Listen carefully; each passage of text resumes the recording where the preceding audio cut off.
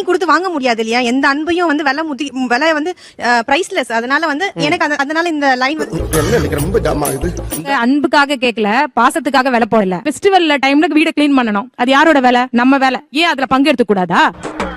அட நாரப்பையனே, இவன் நேரம் பண்ண அக்கப்புற பத்தாடா.